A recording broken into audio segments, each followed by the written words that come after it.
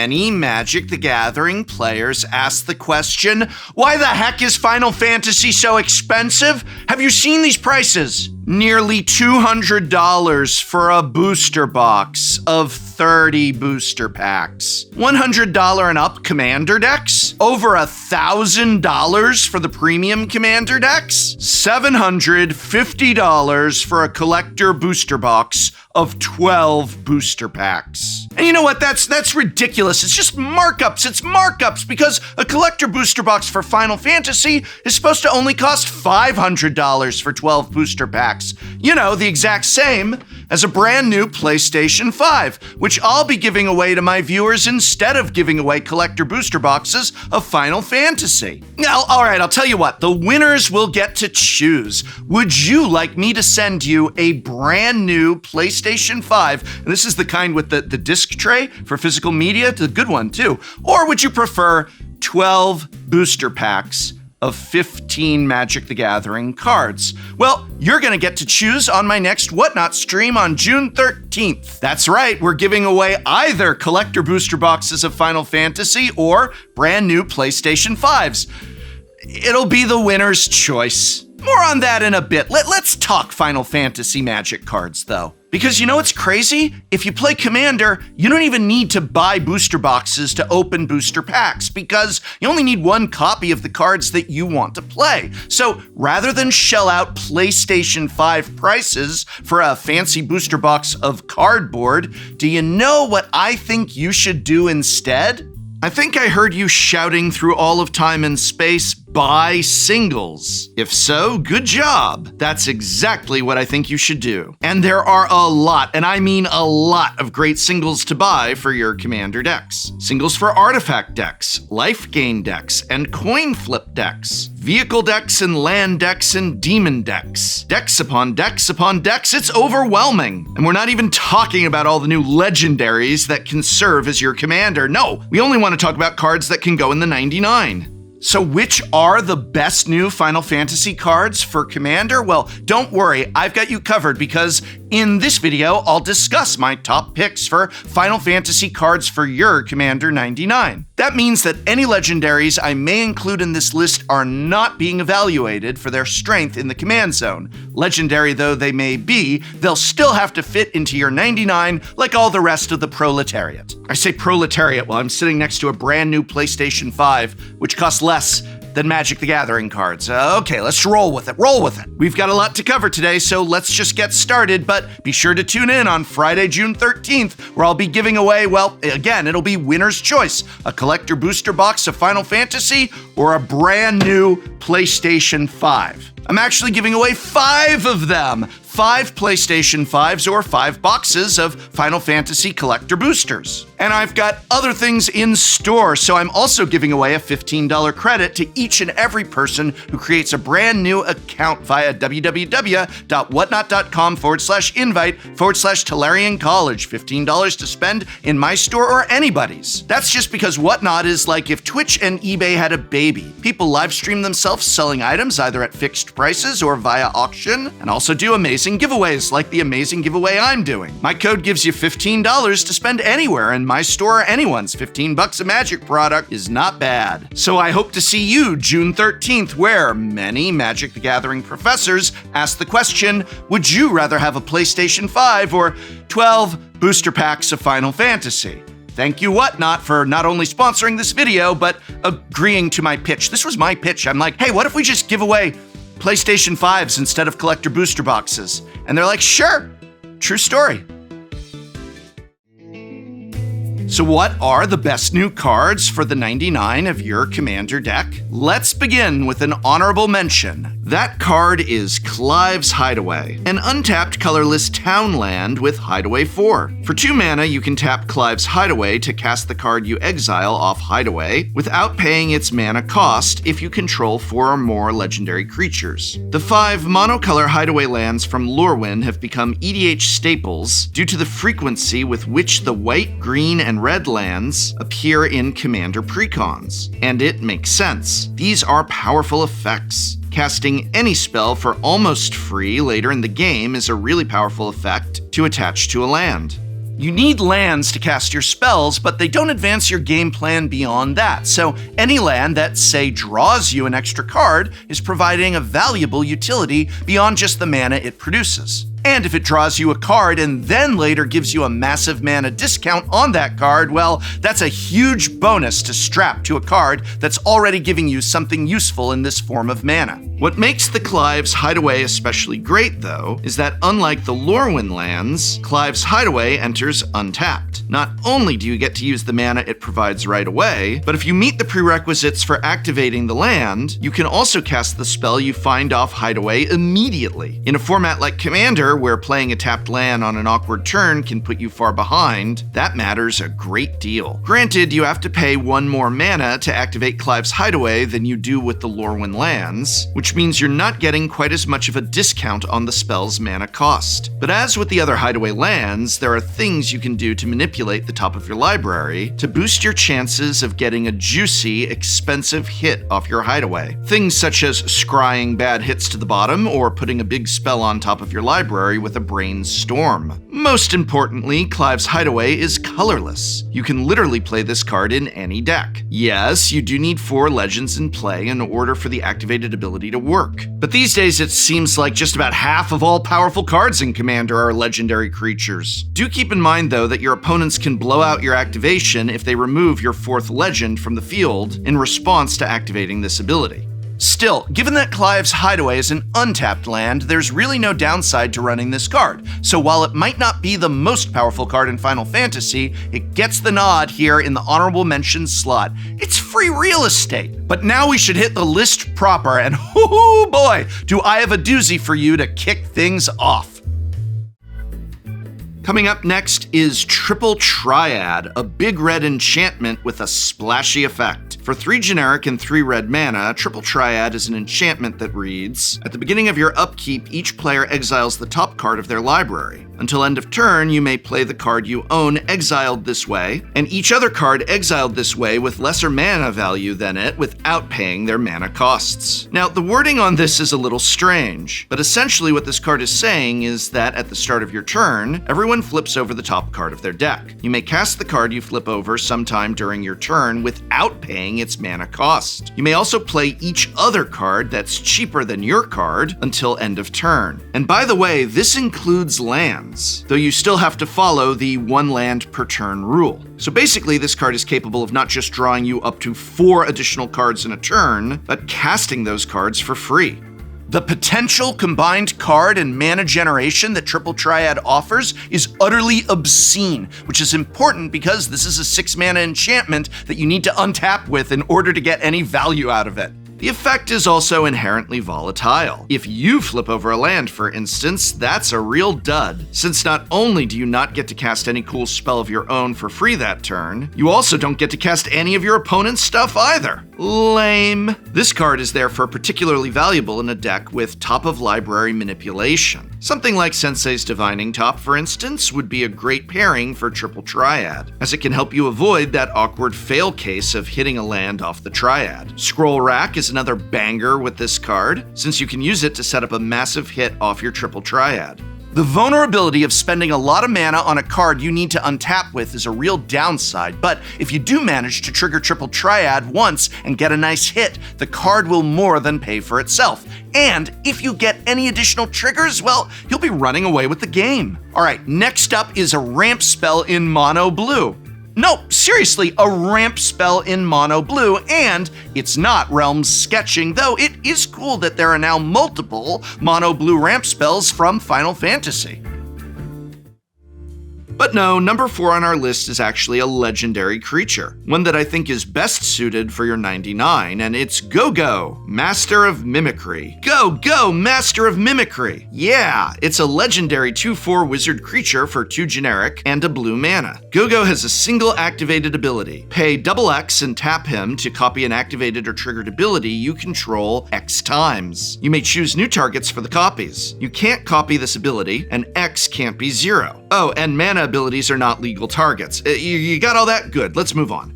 Okay, now that we got all those can'ts out of the way, let's look at what Go-Go can do. What's a good activated or triggered ability to copy with him?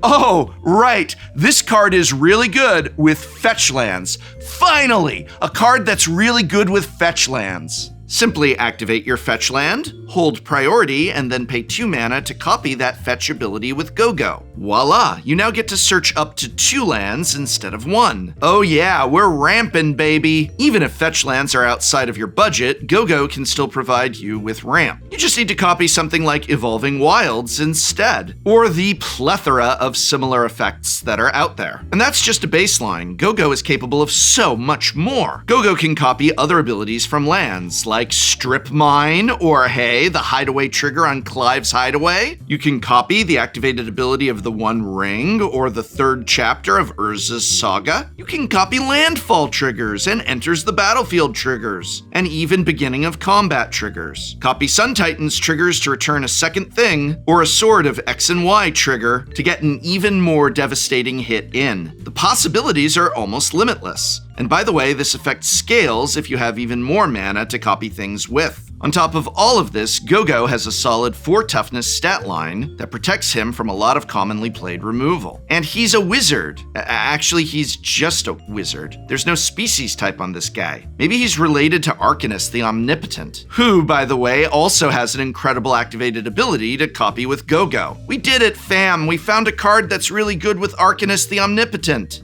Go-Go, Master of Mimicry, more like Go-Go in my commander deck, huh? Next up is a card from a species whose name I just love to say. Chocobo! Chocobo, bo. Chocobo, bo. Sorry, let's talk about the card. Traveling Chocobo is a 3-mana, 3/2 green bird without flying. With the Chocobo in play, you may look at the top card of your library at any time, and you may play lands and cast bird spells from the top of your library. Oh, it just keeps going. Also, if a land or bird entering causes the ability of a permanent you control to trigger, it triggers again. Holy moly, Traveling Chocobo is the perfect card for one of Commander's most popular archetypes, Bird Kindred. That's right, all your green bird decks are going to absolutely need a copy of Traveling Chocobo once Final Fantasy drops.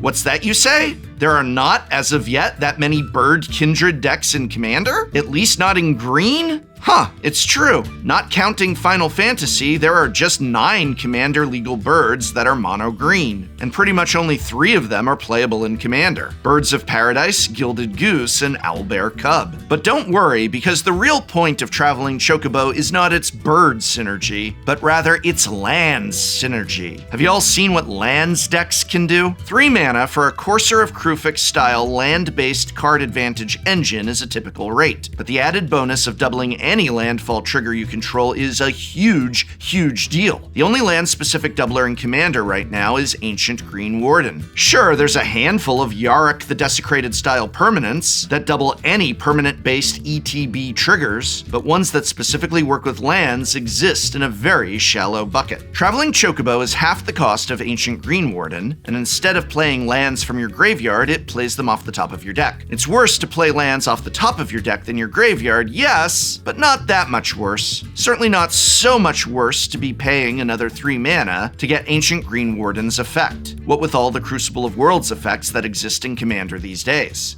Realistically, you're going to want to include both the Chocobo and the Green Warden in your lands decks. The benefit these 2 cards offer is just too valuable to pass up. Alright, we're down to the top 2, and number 2 is actually the second instance of a legendary creature appearing on this list, but it is another legend that I feel is better in the 99 than it is in the command zone. Say hello to Matoya, Archon Elder, a 1/4 human warlock for 2 generic and a blue mana. Matoya has one very simple ability. Whenever you scry or surveil, draw a card. But what an ability this is! Do you have any idea how many cards in Magic the Gathering either scry or surveil? Me either, because I'm bad at using those advanced features on Scryfall. Maybe one of our editors is using them now to show you. Wow, look at that number. There sure are a freaking lot of them. Right off the bat, Matoya turns every scry land into an opt land, and every surveil land into a consider land. But that's just a surface level analysis. Think about all the other cards that scry or surveil with regularity. You've got Dragon's Storm's Rage Channeler, Viscera Seer, and Rumor Gatherer, cards for 3 completely different style decks, each of which positively pop off with Matoya in play. Retreat to Coralhelm, Artificer's Assistant, Gossip's Talent, Thassa, God of the Sea, those are just mono blue cards. What about something like Doom Whisperer? Can you imagine Doom Whisperer alongside Matoya? Pay 2 life to cast a free Preordain over and over again? And these are all repeatable Scry or Surveil effects. There are also tons and tons of one-off effects, from cantrips to ETBs to Scries and Surveils that have been stapled to interactive spells. Hundreds and hundreds of cards from throughout Magic's history that were balanced around scrying and surveilling not being the same as drawing a card. Well, these all now go from good to obscene when they draw cards instead. Actually, not instead. Did you read the card? It's in addition to. You still get to scry or surveil, then once you've done that, you draw your card. As far as commanders that would want Matoya, any that scry or surveil themselves are a natural fit. Thrasios, Triton Hero, Aragorn the Unifier, Hilda of the Icy Crown. But even in other blue decks that just have a lot of scry or surveil included in their 99, Matoya is going to be the nuts. That's how kids say it now, right? The nuts? Matoya is the nuts? In my day, we said da bomb. I'm only including Matoya in this list for the 99 instead of as a commander because as powerful as this ability is, it's a bit too one-note to build a commander deck around for my tastes. So what is the number 1 best new card for your Commander 99 from Final Fantasy? Well, surprise, surprise, it's one of the most popular cards in the set, and its ability certainly lives up to its reputation. That's right, say it with me now. The number 1 card from Final Fantasy for your Commander 99 is Buster Sword. A 3-mana colorless equipment, Buster Sword has an equip cost of 2 generic and gives your creature +3/+2. The real meat of this sword, though, is in its on-hit triggered ability. Whenever equipped creature deals combat damage to a player, draw a card, then you may cast a spell from your hand with mana value equal to or less than that damage without paying its mana cost. It's no wonder this card is currently pre-selling for $60. Wait, what? This card's pre-selling for $60. Okay, this is a strong card, but $60? That's too much money to spend for a pre-order. Way too high a price to pay. But let's pretend it's not pre-selling for $60 and talk all about the great things you can do with Final Fantasy's most iconic weapon. Equipped to an evasive creature, the card advantage in mana generation that Buster Sword offers is powerful enough on its own. But when that evasive creature also has, say, double strike, the Buster Sword gets even more, say it with me now, kids, busted. The sword scales with the power of the creature it's equipped to, as a creature with a high base power before wielding the sword is going to let you cast even bigger cards off of the triggered ability. In a Voltron deck, the Buster Sword is the absolute nuts. Or is it absolutely the nuts? It's da bomb. Honestly, it's da bomb. And I think this card is a great addition to, well, a lot of decks, not just Voltron, but also decks with a lot of flyers or even just a commander with flying. It's the kind of card that has very little downside, provided your deck has a commander that likes to attack and can reliably get a hit in. You can tutor for Buster Sword with Stoneforge Mystic, or in a more flavorful move, off Cloud Midgard Mercenary. Hey, speaking of Cloud Midgard Mercenary, did you notice his second ability gives you a second trigger off Buster Sword when he hits? But enough about Cloud. We're talking about his sword. And his sword is so good and so flexible that there really are so many commander decks that would want this card. And because it's colorless, there are so many commander decks that can legally play this card. All of them, in fact. It goes in every deck. Thanks for giving us your sword, Cloud. Well, he didn't exactly give it to us. He's charging $60, but don't pay pre-sale prices. My goodness. It's going to be one of the most open set of all times. Don't pay markups. Don't pay pre-sale prices. I mean, buy singles, but, use your head. And there you have it, my picks for the top 5 cards from Final Fantasy for your Commander 99. But as I said at the start of this video, there's a ton of cards in Final Fantasy, and so many of them will be great in your Commander decks. So if I missed a couple that you are excited for, let me know which ones in the comments below. And remember, would you rather have a PlayStation 5 or a collector booster box of Final Fantasy? Well, I'm giving away just that on my June 13th stream on Whatnot. And that's not all, because when you create a new account via www.whatnot.com/invite/Tolarian College. You'll get $15 credit to spend anywhere on Whatnot, including my own store. So remember, buy singles and tune into my Whatnot stream for a chance to choose between 12 booster packs of cardboard or a brand new PlayStation 5. Thank you, Whatnot, for improving this insane idea that I have. Really, I cannot believe that I pitched this to them. I cannot believe they said yes. We're giving away PlayStation 5s, baby!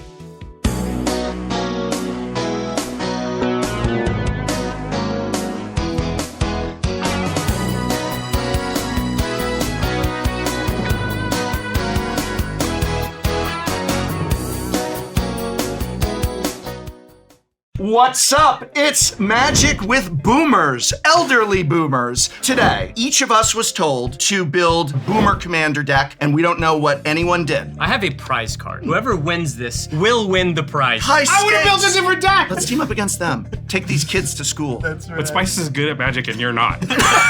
Flame tongue Kavu. Oh, good old fashioned. There we go. Illusory terrain. I'm playing Omnath, and I only have access to blue mana. Commander is supposed to be about having fun with your friends. I'm having fun! Are you not having fun? It's like a 7-tiered nacho dip. That's how I build my decks. Maybe don't be so antagonistic all the time. I feel like I'm too young for this pod. Gosh. I don't get these.